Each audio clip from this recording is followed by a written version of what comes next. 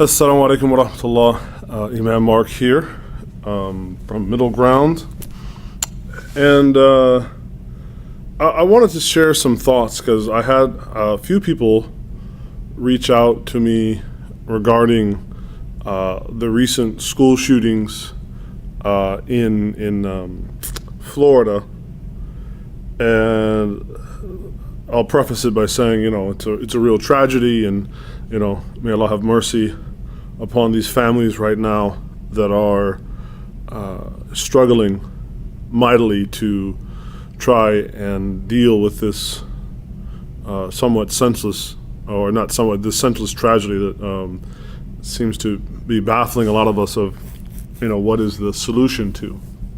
And I'm not here in this little commentary to say what the solution is, but I wanted to give some feedback because people are asking me, one, I had a couple of people that were making some, accusations or just playing with words. Well, we heard this interview that you did with the Mad Mamluks where you talked about being pro Second Amendment, which I am, and which you talked about being pro NRA, which I'm not pro NRA.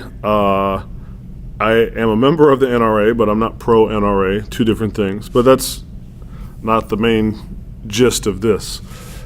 So, what I've seen a lot in pundits and commentary is immediately going to the mental health issue, and not a cultural issue. And this is where maybe the bulk of what I have to say is at. So, when it comes to other groups, and I do mean other ethnic or racial groups, right? For instance, African Americans, we suffer from depression, and yet we deal with it in a very, very different way. If this is, what people are suddenly saying now, this kid is depressed, or even just how we deal with mental health degradation,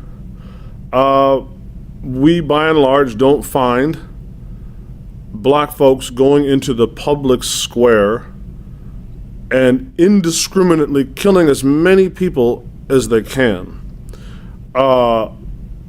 Yes, we find black folks killing other people, including other black folks, right? And that's a separate thing, right? Because this is a particular style of killing.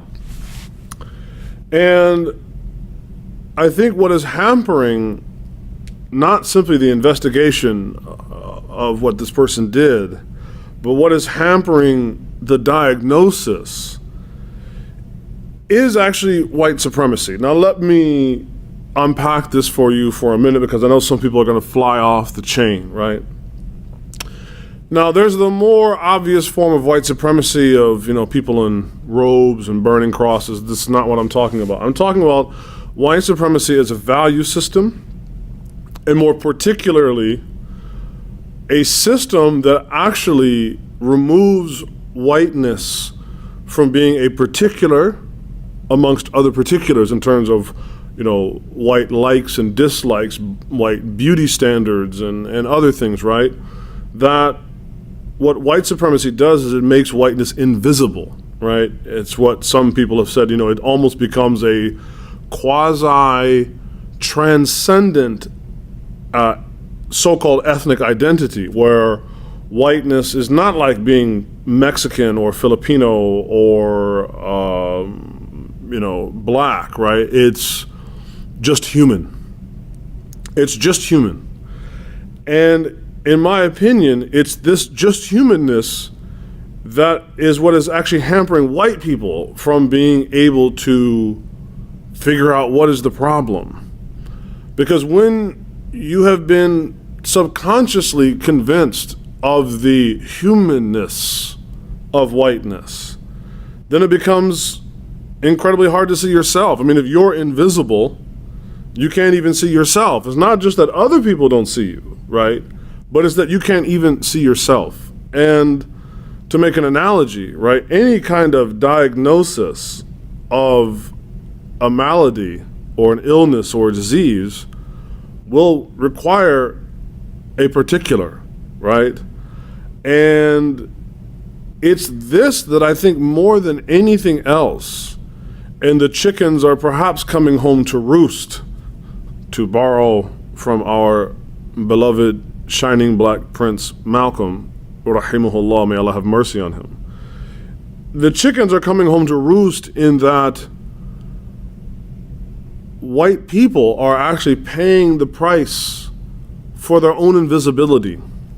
I'm not saying that because whiteness is invisible, this is what causes, white people to go and murder people in large numbers.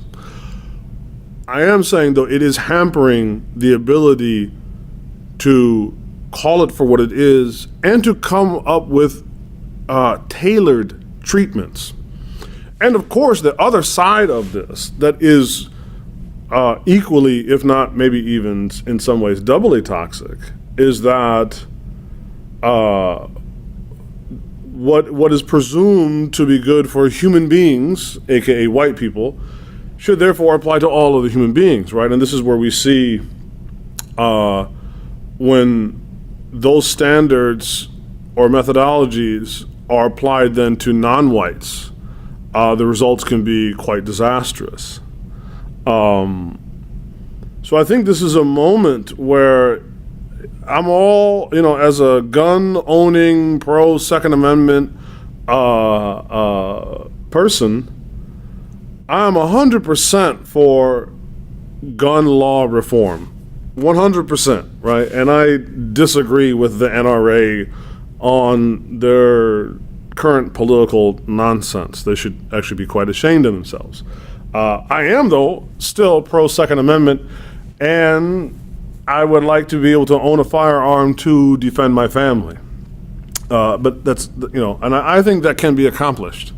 But more particularly, I don't think that these kinds of, like the Sandy Hooks and the Columbines and the Las Vegases, right? These things aren't going to stop until, I believe, we can stop diagnosing the problem as a human condition and start interrogating what is going on with whiteness, what is going on with modern whiteness, and more particularly, what's going on with modern male whiteness, what's going on with modern white masculinity. I don't believe there can be any way forward into truthfully fixing this until that happens. So that's my thoughts. I'm kind of tempted to turn off the comments below, but hey, they're just comments, they're just pixels. So leave me your thoughts. Inshallah, Imam Mark signing off from Chile, Southern California. Assalamu alaikum wa rahmatullahi ta'ala wa barakatuh.